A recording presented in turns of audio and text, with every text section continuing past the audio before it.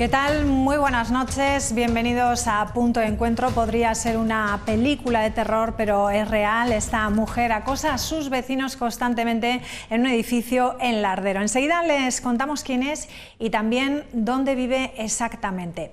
Bueno, parece que la ocupación de viviendas vacías en La Rioja crece año a año y tenemos ya 13 casos en nuestra comunidad registrados y conocidos en 2022. Podría haber incluso muchísimas más. Los datos del Consejo General del Poder Judicial están cerrados hasta el pasado mes de septiembre, por lo que podría aparecer más casos, ya que falta contabilizar ese último trimestre del año. Quédense con estos datos. Los tribunales de justicia de la comunidad tramitaron 8 denuncias de propietarios en 2020 y otras 11 en 2021. La ocupación llega incluso a ser en edificios completos, como es el caso de este edificio del Sareb en Lardero, que lleva más de 5 años ocupado por una familia con niños pequeños. Los dueños, por lo general, cuando se da el caso, ofrecen a los ocupas una cantidad económica para que abandonen la vivienda. No es una solución muy ortodoxa, pero en algunos casos termina por funcionar. En el caso de los ocupas en viviendas del Banco, los vecinos tanto de Lardero como en Cuzcurrita manifiestan pues que no dan ningún tipo de problema. Incluso el propio pueblo de Cuzcurrita apoya a una familia que ocupó y arregló un adosado que el banco no les quería alquilar. Esa es la intención del ocupa, pagar y que les dejen vivir en paz. Están integrados en el pueblo con una chavala de la escuela y han estado participando en la cabalgata de Reyes y los eventos más o menos que se hacen en el pueblo. Y nos gustaría porque nos pusieran o un alquiler con opción a compra o directamente una hipoteca. Quiero vivir tranquilo, nosotros no nos negamos a pagar por una casa 500 euros, incluso hasta 600 euros. Bueno, pues no pasa lo mismo con la ocupa del piso de Almeida, el presunto asesino del pequeño Alex, la mujer que hemos visto al principio en el programa, la mujer que ha vuelto a ser detenida este mediodía por quebrantar la orden de alejamiento con sus vecinos. Fíjense que tienen que aguantar golpes en las puertas a una vecina del piso justo de arriba, a la cual le ha sellado además la propia puerta con poliuretano. También ha dejado bolsas con excrementos en el felpudo y un reguero también de lentejas por toda la escalera. Vivir en ese edificio se ha convertido en toda una pesadilla. Pues anoche volvió a incumplir esa medida cautelar que había dictado la autoridad judicial. Y aparte, bueno, pues cogí una bolsa de excrementos y digamos que la roció por lo que es toda a la puerta de la víctima y las zonas comunes de la urbanización. Bueno, pues enseguida hablamos de ello. Hoy en la mesa de tertulia hablaremos también de la puesta a punto de los partidos para las próximas elecciones. Por ejemplo, estamos pendientes de Ciudadanos ante esa falta de candidatos en la celebración de unas primarias. La Dirección Nacional ha decidido hablar con sus afiliados aquí en La Rioja para llegar a un acuerdo para que alguno de ellos se presente como candidato al Parlamento. Un acuerdo que podría estar ya cercano después de que Belinda León manifestase su negativa por no encontrar equipo que la respalde. Podríamos estar cerca de conocer si se ha llegado a algún tipo de acuerdo con otra persona que a día de hoy parece que sí ha mostrado su interés. Y a nivel nacional seguimos a vuelta de la aprobación de la contrarreforma de la ley del solo sí es sí. Aquí podemos ver cuáles eran, cuáles son y cuáles serán las penas si es que se aprueba esa reforma como propone el Partido Socialista. El Código Penal anterior contemplaba de 6 a 12 años de cárcel por violación. Con la reforma se rebajó de 4 a 12 años y ahora con la contrarreforma se volvería a lo que teníamos anteriormente. Pero lo que más nos llama la atención es esta reforma que vamos a ver cuando hablamos de una violación agravada, es decir, una violación en grupo o personas con minusvalía, cuando se anula la voluntad de la víctima. El Código Penal anterior contemplaba penas de 12 a 15 años, con la reforma se bajó de 7 a 15 y ahora con esta contrarreforma quedaría exactamente igual a la reforma. Por eso no es entendible que desde el Ministerio de Igualdad se insista en que volveríamos a las penas de la manada. Para Finalizadas las negociaciones, Irene Montero ha dicho que estaría dispuesta a pedir perdón como Estado, pero no como ministra de Igualdad. Ha dicho que sigue dispuesta a negociar y Félix Bolaño que hablará con todos los partidos políticos para llegar a un acuerdo. Deseo que podamos volver a negociar cuanto antes. Hablaré con todos los grupos parlamentarios sobre la base de que el consentimiento en la nueva reforma de la ley, como pasa en la ley vigente, no se toca. Bueno, pues por el momento ya se han rebajado las penas de más de 460 sentencias. Como consecuencia, 37 presos han sido excarcelados. Mientras tanto, los partidos políticos siguen con su guerra política. Ha dado una instrucción a la ministra de Justicia para que ataque a la ministra Montero. Pero es que es usted el máximo responsable, igual que la ministra de Justicia. Tengo por costumbre dar la cara. Asumo en primera persona lo que pueda pasar. Esto parece ciencia ficción, pero es que es real. Y aquí no dimite nadie. ¿Dónde estaba el Partido Popular cada vez que este gobierno ha aprobado alguna medida en favor de las mujeres? Nuestro interés y nuestro trabajo está puesto en que lleguemos a un acuerdo con nuestros socios. Se preserva de manera clara el consentimiento, pero eso sí, se toca la tabla de pena. Eso está en el corazón también de la discrepancia política. Haya o no moratones, haya o no golpes, si no hay consentimiento es violación. No podemos volver al Código Penal de la manada. Y no nos van a temblar las piernas. Bueno, pues vamos a hablar de este asunto, lo vamos a hacer con el abogado Carlos Ruiz. Él es el abogado del primer preso en La Rioja al que se le rebajó la pena a consecuencia de la entrada en vigor de esta ley del solo sí es sí. Carlos, ¿qué tal? Buenas noches. Hola, buenas noches. Bueno, cuéntenos cuál es su opinión sobre esta ley, independientemente de que usted haga su trabajo. ¿Entiende el malestar que existe en la sociedad? No es que lo entienda, es que es lógico y necesario que haya malestar en la sociedad, porque lo que se ha producido es una importantísima rebaja en algunas condenas y de alguna manera se está diluyendo la realidad con el famoso consentimiento, si el sí es sí o no es no, o lo que sea, cuando en realidad lo que se ha producido es una rebaja bastante sustancial en las condenas. Bueno, una rebaja, quiero puntualizar, los límites más altos de las condenas prácticamente no se han tocado. Donde se ha producido una rebaja real es en los límites bajos de las condenas. Es decir, hay condenas que de 6 años pasan a 4, otras que de 12 pasan a 8, pero son los límites por encima en los que no ha habido mucho movimiento. Ha habido una nada más de los tipos delictivos que ha bajado un poco, pero en general se han mantenido los altos. Bueno, cuéntenos, háblenos de ese punto, el punto más polémico, que es el consentimiento. Según el color político que estemos escuchando, unos dicen que el consentimiento siempre ha sido el corazón de las leyes anteriores, por otro lado dicen que no, que es ahora el que centra en el corazón de la ley el consentimiento.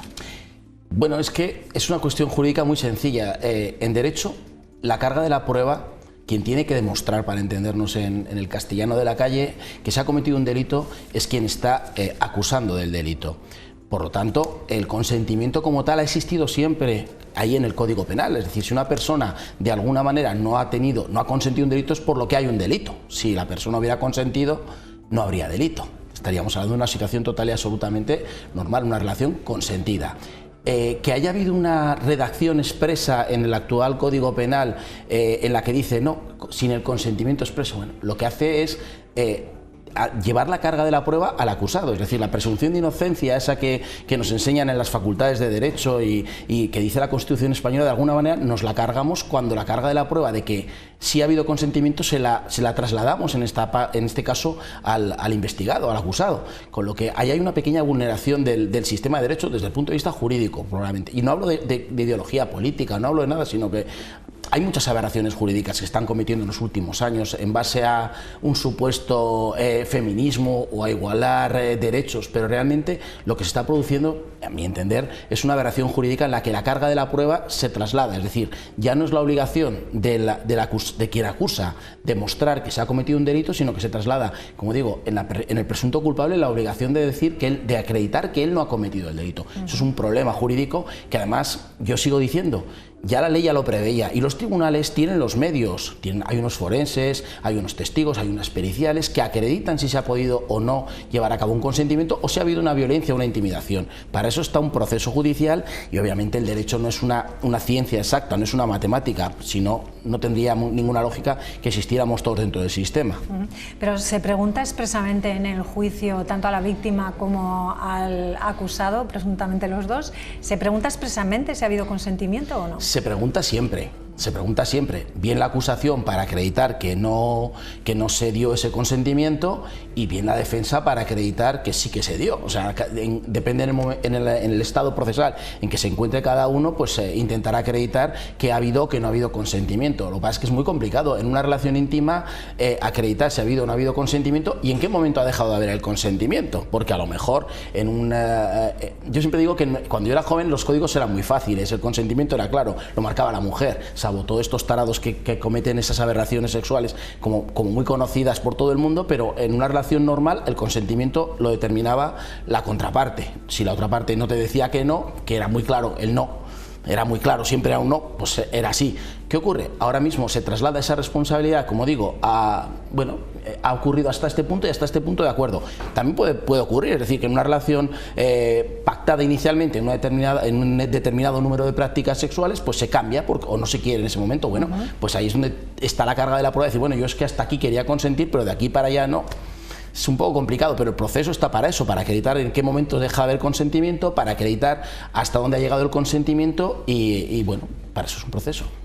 Bueno, hemos visto antes que hay una rebaja de condenas de más de 460 sentencias rebajadas, casi 40 excarcelados y parece que los jueces estiman que podría ser el doble de rebajas que existiesen, ¿no?, de esas sentencias. Ahora el Consejo General del Poder Judicial ha acordado pedir a todos los tribunales superiores de justicia y a las audiencias provinciales que les den todas esas sentencias. ¿No hay transparencia a la hora de decir cuántas sentencias se han rebajado o qué es lo que está pasando? Es muy complicado porque, claro, ahora mismo tenemos una ley que supuestamente va a ser transitoria. Es una ley que se aprueba en el mes de septiembre y que cuando quiera que se modifique el Código Penal de nuevo, habrá tenido una transitoriedad muy corta en el tiempo, de 4, 5, 6 meses, los que sean. Pero el Código Penal y la Constitución española son muy claras. Es decir, siempre hay que aplicar la ley penal más favorable al reo, que es otra de las cuestiones que aquí se plantea como un debate político cuando es el Código Penal el que lo determina. No hay jueces machistas, no, hay jueces que aplican la ley y jueces que a lo mejor no pueden aplicar la ley porque a lo mejor, como hablamos en los márgenes y en los arcos de la pena, no puede rebajar una condena. Pero cuando a un reo se le ha aplicado una condena en su límite mínimo y esa condena anteriormente era de 6 años de cárcel, si ahora el límite mínimo es 4 años de cárcel, él está en su derecho de pedir que esa ley se aplique en su mínimo rango, que son los 4 años de cárcel. No es que no haya transparencia, es que todos los reos que están en la cárcel cumpliendo las condenas en sus límites mínimos pueden pedir una revisión. Todas las personas que puedan ser condenadas desde que se aprueba la ley hasta que se modifique, pueden pedir que se les aplique esta ley, que es más favorable, porque la ley es muy clara. Artículo 2.2 del Código Penal, artículo 9 de la Constitución Española. Se aplica la ley siempre, la ley más favorable. No se puede aplicar una ley desfavorable. No es cuestión de que no. El otro día oía a un portavoz parlamentario decir, no, fíjense ustedes que por cada persona a la que se le ha reducido la condena se les ha incrementado a 9 más, porque solo hay un 10%. Digo, pues mire usted, no tiene ni idea. No tienen idea, porque puede ser que se les aplique las condenas en el momento en que se dicten sentencias, pero las personas que han sido condenadas podrán única y exclusivamente ver reducidas sus condenas. A nadie se le va a ampliar la condena por el solo sí es sí. Y es muy complicado explicarle a una señora que ha sufrido una agresión sexual del tipo que sea, que su agresor, en vez de cumplir 6 años de cárcel, puede cumplir 4. O a lo mejor es muy complicado también explicar, el Código Penal prevé muchas posibilidades para las ejecuciones de las condenas, para la reducción de las condenas, pero voy a imaginarme una situación. El Código Penal, el artículo 85, prevé que las personas que puedan haber cometido un hecho delictivo bajo el influjo de alcohol o drogas pueden ver sustituida su condena por un tratamiento de deshabituación. Ahora la condena tiene que ser siempre inferior a 5 años de cárcel. Ahora con el actual Código Penal, una agresión sexual que podía tener un arco a partir de 6 años de cárcel puede tener 4 años de cárcel. Con 6 años de cárcel, esa persona que podía haber cometido el delito sexual bajo los efectos del alcohol tendría que entrar en el centro penitenciario. Pero ahora con 4 años de cárcel se abre la posibilidad de que en ejecución de sentencia, si todavía no ha sido condenado firmemente y la ejecución no se ha iniciado, que esa persona pueda pedir cumplir esa condena en un tratamiento de deshabituación, por ejemplo. Madre mía. Explíquele esto a una señora que ha sido agredida sexualmente, que el que va a ser condenado puede salir a la calle, porque su condena es de 4 años y no de 6. Explíquele eso a una ciudadana de a pie. La gran novedad de esta ley, que se elimina los abusos sexuales, ¿no? Pasan a ser delito. ¿Esa es el haber metido todo en el mismo saco? ¿Puede ser la causa de este conflicto que se ha generado? Uno más. Es decir, había mucha prisa por considerar a todos los agresores, que desapareciera la figura del abuso y que todo el mundo fuera agresor. Había mucha prisa, había una necesidad porque todo el mundo fuera condenado rápidamente y que fuera agresor. Y ahora nos encontramos con que un agresor, bueno, el Código Penal sigue teniendo un margen amplio para su interpretación, es decir, la agresión sexual en el nuevo Código Penal habla de 1 a 4 años en el grado mínimo, que en algunos casos se podría hasta suspender por multas, es decir, que no necesariamente implicaría un ingreso en prisión, atenuando atenuando la condena en base a las circunstancias concretas. Es decir, no se puede condenar exactamente igual pues que un señor lleve a cabo unos tocamientos a que un señor haya pretendido penetrar a una señorita. Es bastante distinto una cosa que la otra, pero ambos son agresores desde el punto de vista jurídico, con unas agravantes o con unos tipos más agravados o con unos tipos más atenuados, pero ambos son agresores. Pero la prisa porque todos fueran agresores, la necesidad de que todo el mundo fuera agresor, nos ha llevado a una mala interpretación y ahora pues en estos tiempos que estamos corriendo hasta que si se llega a modificar, que quedamos todos por sentado que va a haber las mayorías suficientes para llevar a cabo una modificación que pueda retrotraer, según unos, al antiguo Código Penal de la manada, según otros a un Código Penal que ya existía anteriormente y que no funcionaba mal. Hemos trabajado con muchos abogados durante muchos años y no ha pasado nada. Se ha dado las herramientas a través del sistema para que las víctimas hayan sido protegidas y que los culpables hayan sido condenados. Es decir, que la prisa es muy mala, consejera. Ha habido informes del Consejo General del Poder Judicial, ha habido informes desde la Fiscalía, ha habido informes del Consejo de Estado. Bueno, ha habido como, no sé, 20 y tantos o 30 y tantos informes que decían que esta ley estaba mal hecha, pero había prisa. Y las prisas son malas, sobre todo cuando se legisla y cuando se legisla con ciudadanos. Ahora que hablaba de la manada, la reducción de penas de algunos delincuentes ya condenados, me imagino que no se buscaría eso, por supuesto.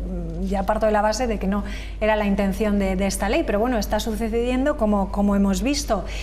Si nuestros compañeros nos ponen ahora esa reducción de penas por violación, en el antiguo Código Penal era de 6 a 12 años, con la reforma se ha rebajado, como decía usted, de 4 a 12 y con la contrarreforma que vamos a tener ahora se vuelve al código anterior. En la violación agravada, que es la que hemos dicho, sería por ejemplo el caso de la manada, en el Código Penal anterior era de 12 a 15 años, con la reforma se ha rebajado de 7 a 15 y con la contrarreforma se dejaría en 7-15, pero hemos estado escuchando a la ministra Irene Montero decir que volveríamos a las penas de la manada. Por lo tanto, según esto, no creo que sea así, ¿no? No es así. Bueno, yo parto de la base de que hasta que no se apruebe nada no sabemos cómo va a quedar, porque están en fase de negociación. Quien ha hecho la ley y que ahora, y la ha aprobado en un Congreso de los Diputados, ahora reniega de la propia ley en estos momentos y se encuentra ante una situación en la que pretende justificar todo esto con que voy a actuar muy rápido. Yo creo que el Código Penal de la manada, que dicen ellos, es que a mí me parece un poco aberrante porque el Código Penal existe y no era el Código Penal de la manada, y repito, pues no va a ser el mismo supuestamente, pero a mí es que no me gusta hacer teoría sobre lo que va a ser, porque yo cuando estudiábamos las reformas del Código Penal que iban a venir o las nuevas redacciones, luego acabamos la carrera, no se hicieron esas reformas y luego empezamos a ejercer, en mi caso como abogado, con un Código Penal totalmente nuevo que no habíamos estudiado, aunque habíamos aprobado el antiguo. Es decir, yo con las reformas soy prudente porque no sabemos cómo va a quedar. Las penas, pues hombre, es de cajón, eran mejores las anteriores, La necesidad de distinguir entre el abuso y la agresión, pues sinceramente yo nunca la vi. No es lo mismo, como he dicho, que se le toque el trasero a una señorita, con todo el respeto, en una discoteca, que se agreda de una manera mucho más física a esa misma señorita. Creo que deberíamos distinguir entre el abuso y la agresión. Una última cuestión. ¿Cree usted entonces que esta ley, como se nos ha dicho, es una de las leyes más vanguardistas del mundo en favor de los derechos de las mujeres? Yo creo que es una ley chapucera, no una ley vanguardista. Yo creo que es una ley chapucera, una ley que no se...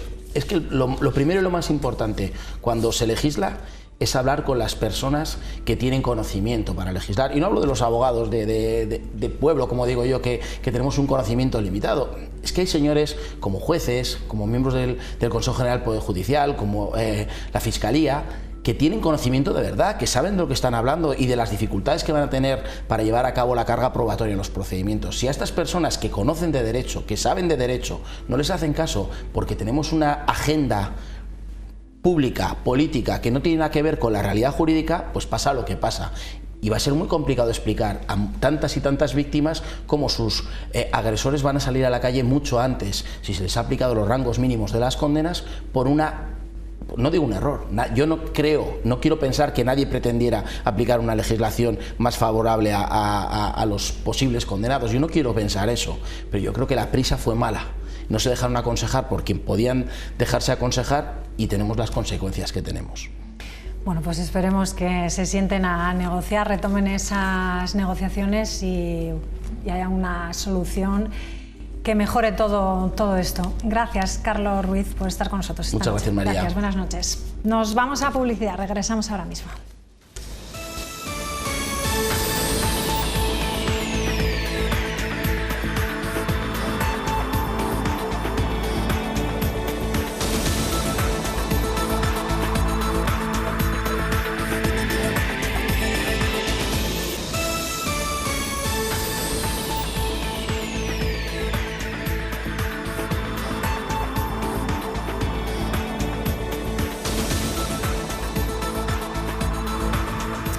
Bueno, pues vamos a saludar ya a la mesa. Está con nosotros Manu Martín, ¿qué tal? Buenas noches, bienvenido. Buenas noches, María.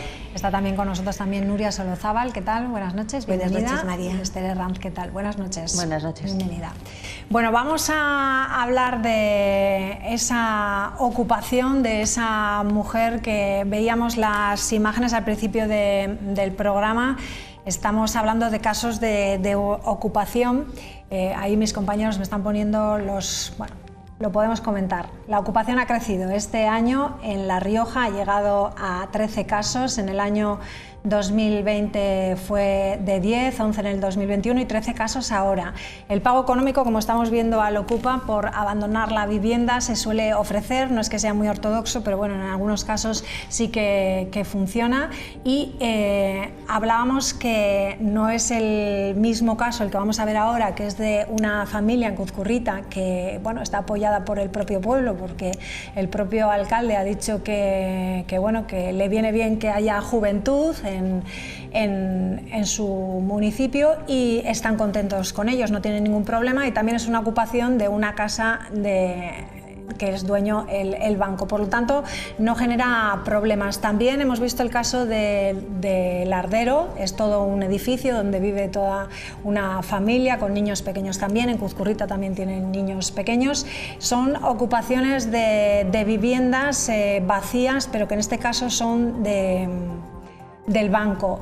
No es lo mismo que el caso de la mujer del Lardero, que parece que no paga. Hablamos primero, si os parece, ya que estamos viendo estas imágenes, la falta de vivienda, ¿no? La necesidad de vivienda aquí en La Rioja, porque este chico, el de Cuzcurrita, sí que manifestaba que él había acudido a todos los bancos para que le diesen una hipoteca, pero no se la dan pues por eso, porque no tiene un colchón financiero detrás, y eso que la nómina que tienen es buena, porque tanto él como su mujer trabajan, pero falta apoyo a toda esta gente, ¿no? que sin tener un colchón o un respaldo detrás pues no encuentran una vivienda donde vivir. No sé si veis buena la solución de que ocupen una casa de este tipo. Lo que yo no entiendo es que no hay otra vivienda en Cuzcurrita que esté en alquiler para que ellos puedan acceder a una vivienda en régimen de alquiler. Si es así, lo que conviene es, para eso tenemos el Instituto Riojano de la Vivienda, ¿no? Para construir viviendas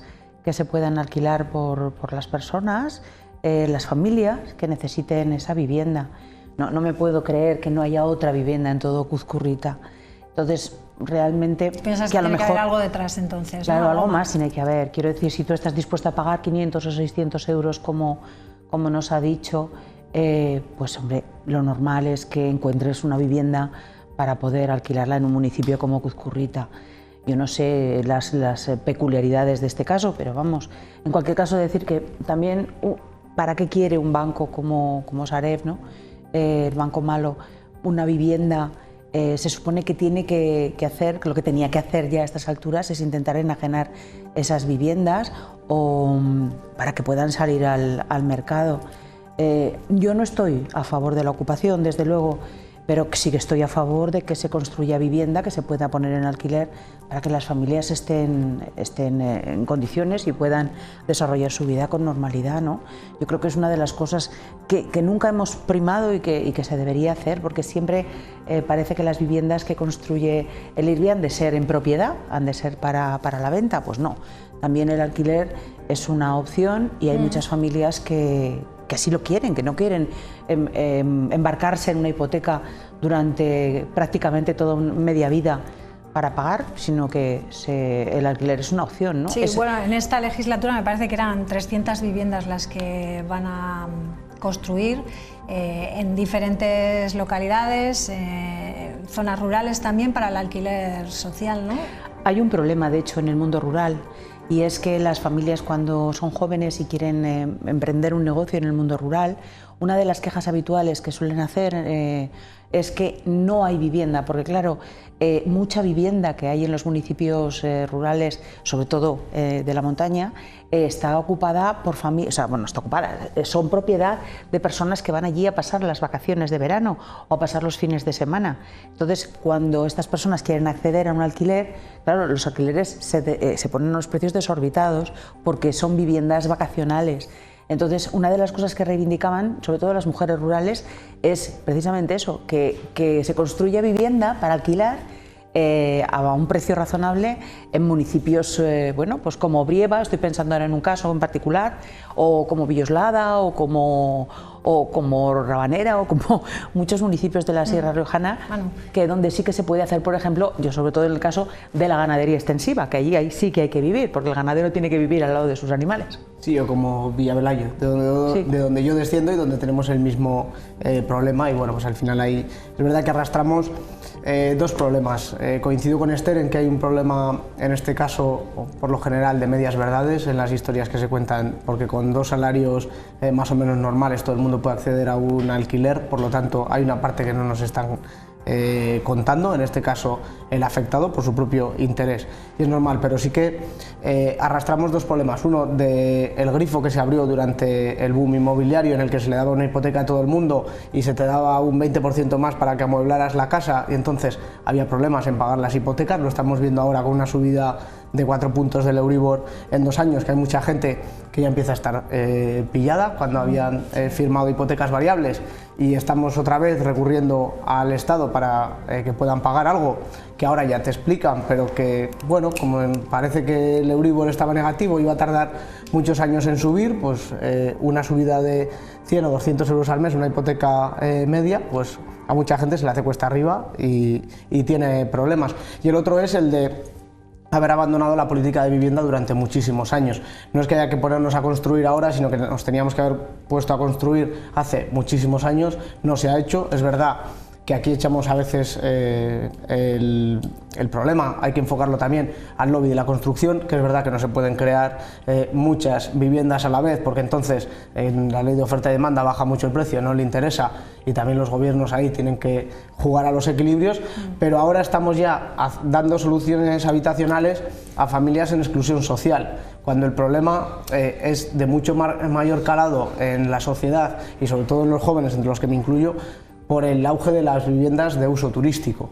Es decir, en Logroño hay 10.000 viviendas vacías que no salen al mercado, o 9.000, 10.000, ¿por qué no salen al mercado? Al final hay una burbuja en el que hay una especulación, en el que no hay una vivienda a un precio más o menos razonable, porque, como digo, hay muchos intereses y hay que hacer mucho equilibrio, porque no se ha construido por parte de las administraciones públicas para, no un alquiler social, vamos a pensar en el pobrecito que se va a quedar en la calle, no, un alquiler social en el que accedan los jóvenes o las familias, en el que se apunten como en la época del boom inmobiliario, que veíamos cuando le tocaba a la gente una casa que era como si le hubiera tocado la lotería.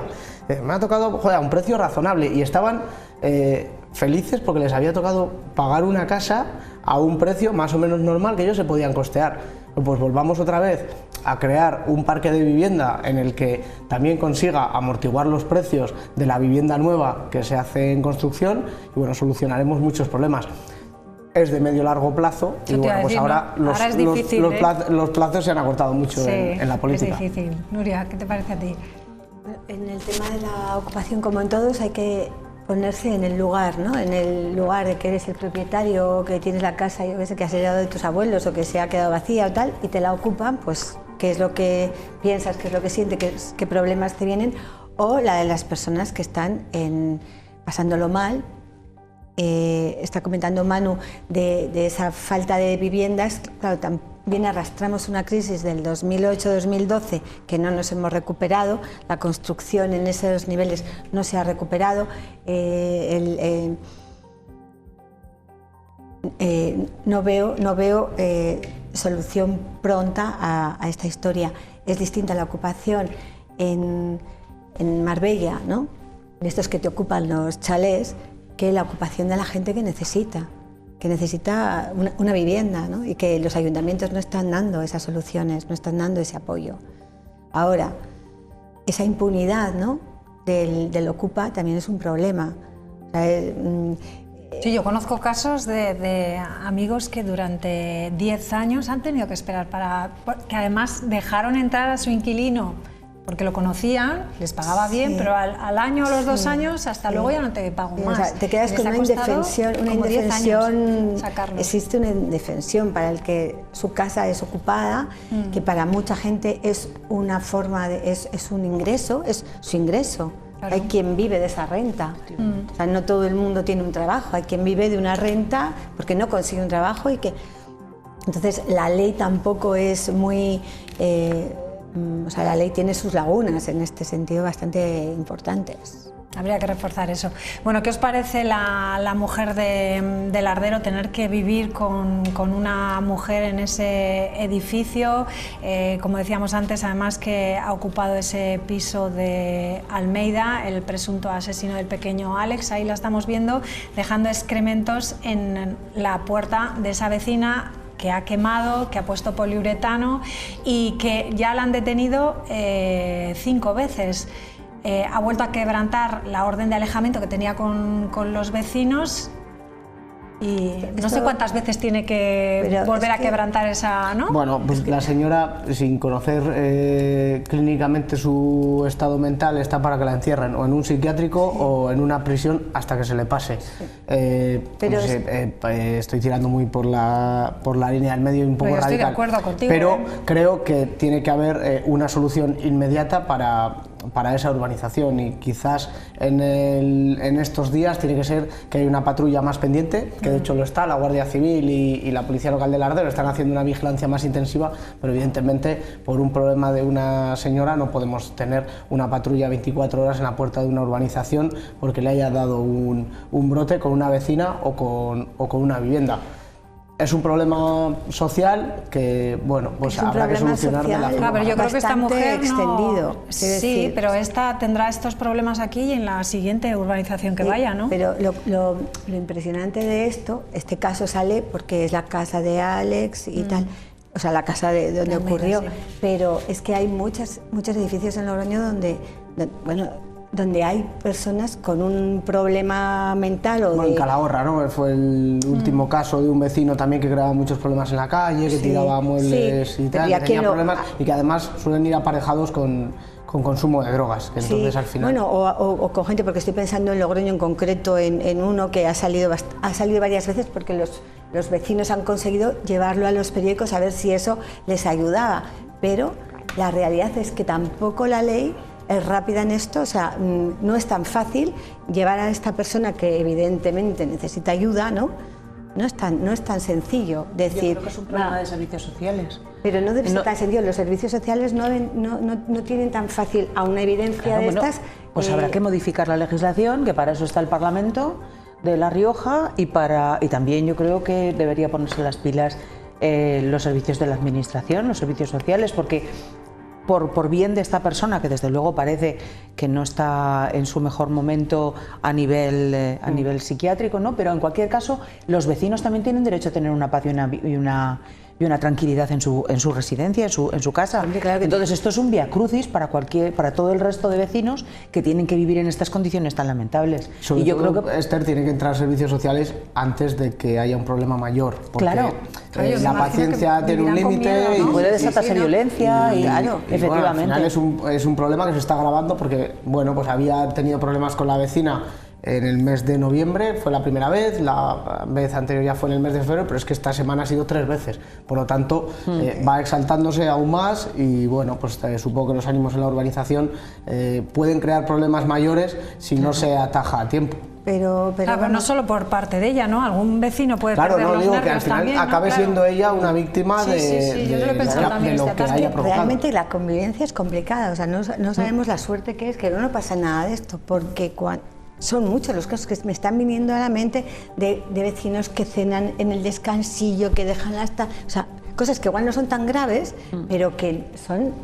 Que te toca esto y te ha podido amargar. Igual que si te toca un piso turístico arriba o al lado, de los que hacen fiesta todos los fines de semana, pues también, o de jóvenes de estudiantes. Bueno, de jóvenes de estudiantes eso se hacen todos los días, ya te acostumbras, pero que son circunstancias que dicen, madre mía, qué difícil es dar con la casa en la que no te pasa nada de esto o que no te ponen 10 contenedores en el portal tampoco. Sí, desde luego. Son muchas las cosas. Bueno, cambiamos de asunto. Pendientes que estamos de Ciudadanos ante la falta de candidatos en la celebración de unas primarias. La Dirección Nacional decidía hablar con sus afiliados aquí en La Rioja para llegar a un acuerdo, pues para que alguno de ellos se presente como candidato al Parlamento. Un acuerdo que podría estar cercano, parece ser, después de que Belinda León manifestase su negativa por no encontrar un equipo que la respalde. Podríamos estar cerca de conocer si se ha llegado a algún tipo de acuerdo con otra persona que a día de hoy pues parece que podría haber mostrado interés. No sé qué futuro le veis a Ciudadanos. Ninguno. Ninguno, ¿no? No. Directamente. Ninguno. Yo tampoco, o sea, es fácil. Y a Belinda León se lo veo, pero en el PP. Sí. Bueno, no sé. Esther, ahí a lo mejor nos puedes decir algo. Yo tengo cariño especial por Belinda porque además es compañera de colegio, quiero decir que la conozco bien desde hace muchos años, pero Ciudadanos es un partido que murió hace mucho tiempo. Yo creo que murió en unas elecciones catalanas cuando fue el partido más votado y no se presentaron a la investidura, y desde entonces pues ha sido víctima de su éxito cuando se negó a dialogar el líder anterior. Y bueno, pensó por un momento que iba a ganar las elecciones si las convocaban otra vez y las perdió, ¿no?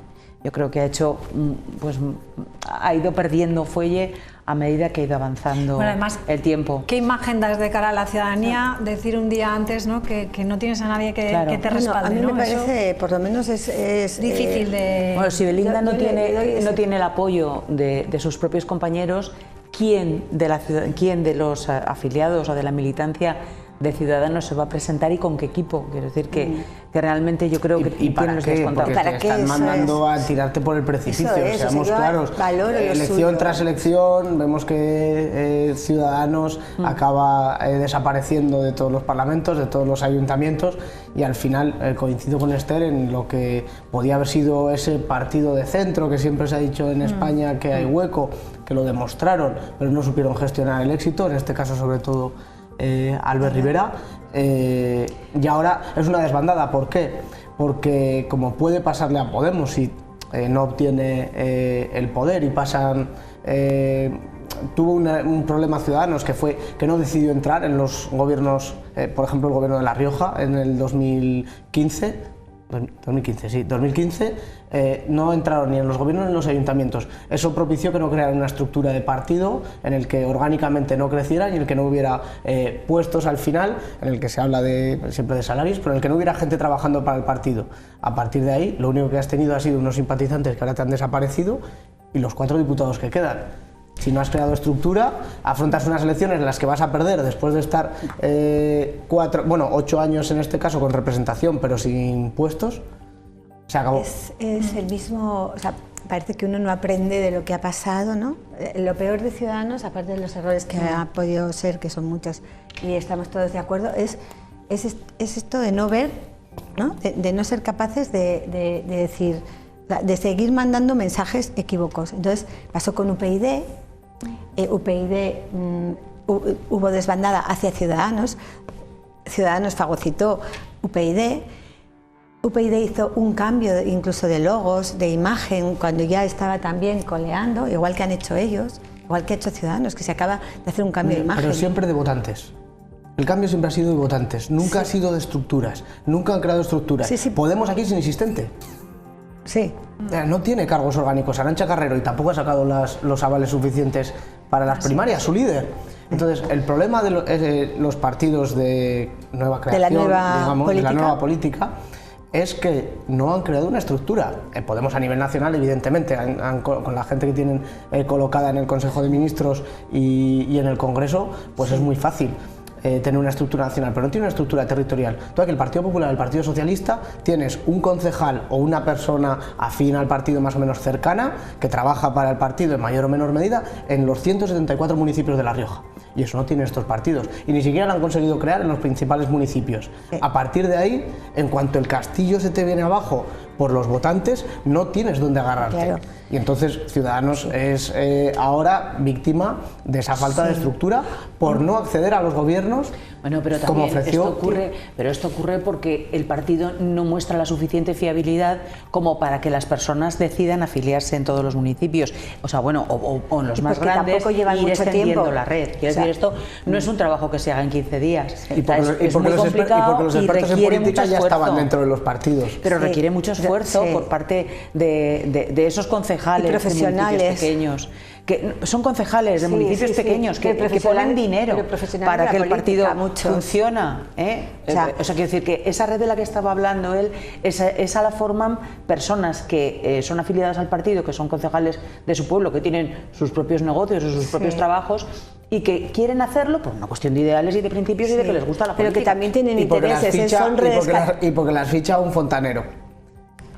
Como se denomina en algo político, que en este caso ni Podemos ni Ciudadanos han tenido fontaneros regionales. Pero porque también son partidos jóvenes, quiere decir que han estado inventándose. ¿Y por qué no salen desde abajo? Vienen desde arriba hacia abajo. Y para que haya implantación territorial tiene que ser desde abajo hacia arriba. En mi opinión. En este caso, algo conozco de la política. Tiene que ir de abajo para arriba. En este caso, por eso todavía Podemos aguanta un poquito más, porque esas asambleas, ese 15M, le valió como caldo de cultivo para estar un poquito más organizado, pero no lo ha sabido aprovechar. ¿Y dónde vimos el 15M? En la televisión. ¿Y de dónde venían las imágenes? De Madrid. ¿Cuántos 15Ms, quiero decir, hemos vivido en el Espolón? No, hombre, la plaza del mercado fue muy fuerte. Sí, hubo. Pero todo era copia de lo mismo. Hombre, el meollo estaba en la Puerta del Sol.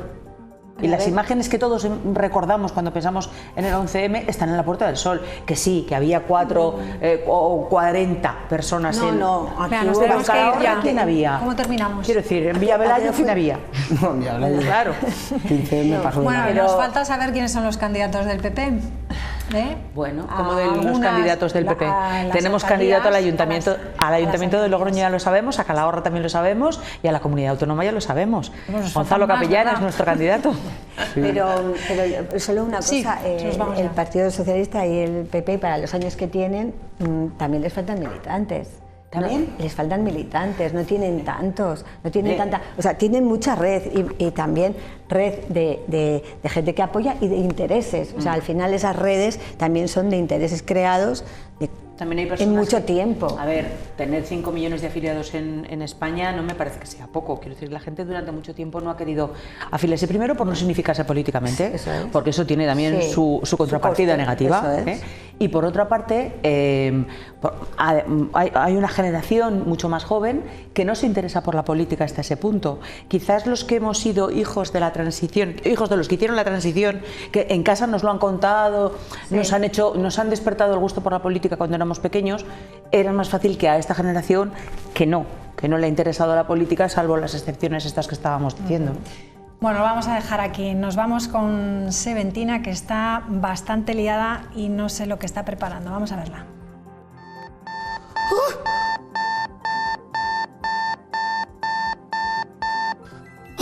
Antonio. Ay, la legaña, espérate.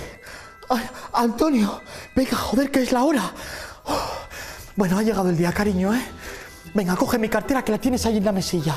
Escúchame bien, escúchame por favor, ¿eh? A ver, recuerda, coge todo lo que puedas. Cuantas más garrafas, mejor. Y cuantos menos vecinos te vean, por favor, te lo pido, ¿eh? Que luego ya sabes cómo son. Que luego hablan. Por favor, Antonio, ten cuidado, ¿eh? Ya sé que esto es la primera vez que lo hacemos, pero hay que tener cuidado. Vamos a ver, repaso, pagas todas las garrafas que puedas, las guardas bien en el maletero y cuando llegues a casa aparcas el coche en el garaje, que no te vea nadie, por favor, y por la noche las guardamos en el trastero. ¿Entendido o no? Que sí, mujer. Venga, por favor que no te pillen, ¿eh? Venga, te quiero, cariño. ¡Cuidado!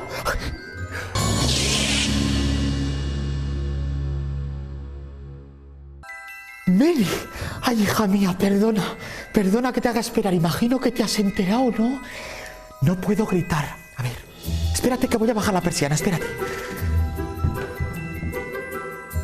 A ver, ahora, coño, que entre la media, que no veo nada, escúchame, que vuelve a subir el diésel, ay, por favor, pero ¿qué hacemos ahora?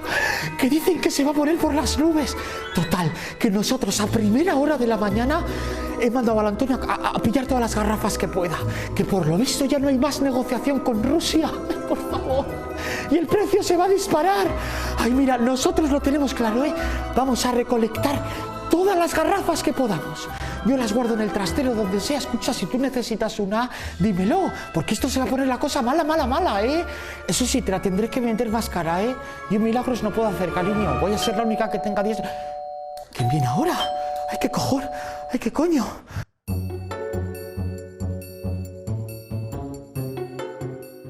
Antonio, ¿qué pasa, cariño? ¿Por qué vienes tan pronto? Que estoy ordenando el trastero. Que me ha pillado la Lurditas, joder. ¿Cómo que te ha visto la Lurditas? La madre que te parió, que te ha dicho que no te podía ver. ¿Y ahora qué hacemos? ¿Qué hacemos ahora? Que me va a llamar de un momento a otro. ¿Qué me está llamando? Lourdes. ¿Qué, cariño? ¿Me pillas levantándome? ¿Que has visto al Antonio? No, cariño, el Antonio está a mi lado. No, imposible. De verdad que habrá sido otra persona, ¿eh? Que no. Que no vengas, mujer, que no hace falta. Que no... ¡Va a venir! ¡Va a venir! Vamos, hay que tirarlas por el váter. ¿O qué hacemos con él? No, guárdalas, que las guardamos. Trae. Ay, claro, que lo parió. ¡Qué pesadilla de mujer!